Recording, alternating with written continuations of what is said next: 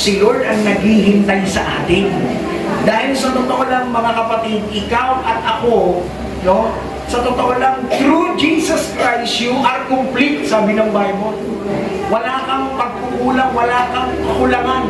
Dahil kay Kristo, ikaw ay kumpleto. Amen. Amen po ba? No? Kailangan mo lang mag-response, kailangan mo lang itaas yung layag mo para pag gumalaw yung Holy Spirit sa pumo. Yan po problema sa maraming church ngayon. Dahil gusto nilang umuso ng iglesia, hindi nila namamalayan, napupwersa na nila. Andiyan pa po ba kayo mga kapatid? Now is the time, yung proper response natin. Actually, tayo po mga anak ng Diyos ay in-equip ng Panginoon, number one, in the Spirit. Spiritually, no? United kay Jesus. Kanina po na nagpe-pray po ako, alam niyo, sabi po ng Holy Spirit sa akin, kailanman, actually yung ang Espiritu mo hindi nanghihina. Kasi yung Espiritu mo na naka-unite sa Espiritu ng Lord, hindi na manghihina yan. Ang problema, iba lang talaga tayo ng focus.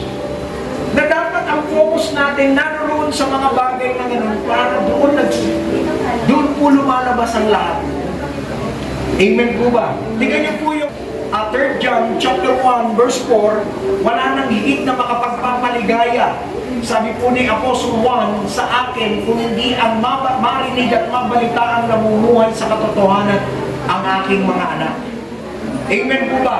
Gusto, even ang Diyos, gusto niya na lahat ng kanyang mga anak ay namumuhay sa katotohanan. Parang ganito lang po yan. Okay? Meron sinabi sa John chapter 1 verse 17, the just shall live by faith.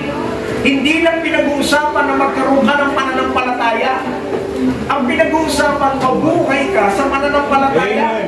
Iba yung meron kang pananampalataya, iba yung namumuhay ka sa pananampalataya. Amen. Yung namumuhay ka sa pananampalataya, ito po yung lifestyle mo. Hello? Pagkagising mo, pag matutulog ka, lalabas. In short, lahat ng buhay mo ay nabubuhay sa pananampalataya. Paano mo ba nabubuhay sa pananampalataya? Simple lang, mga kapatid. Sabi ng Romans chapter 10 verse 17, hindi darating sa iyo ang pananampalataya, kundi sa pakikinig ng salita ng Diyos. The more na nakikita mo yung salita ng Diyos, nagkakaroon ng pagbabago yung isip mo at lumalakad-lalakad ka sa pananampalataya. Yung mga nakikita mo, hindi mo na ngayon napapansin kasi ang pinopokus mo, yung paningin mo yun sa salita ng Diyos. At ang tawag po ron, pananampalataya. Ano man pong nakalagay sa salita ng Diyos, ano man pong ginawa ni Kristo na nakita mo at nabasa mo, na pinaniwalaan mo, ang tawag po ron, pananampalataya. Amen po ba? Amen po ba? Kaya we challenge you mga kapatid.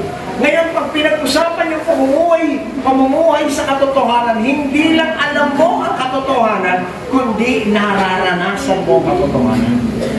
Amen po ba, mga kapatid? No? Kasi maraming ang mananampalataya, katulad ng sinabi ko po kanina, maraming mananampalataya na ngayon, naki-Lord lang, walang masama. Ang problema, pag hindi mo alam ang katotohanan, mahihirapan ka mabuhay dito sa ibabaw ng lupa.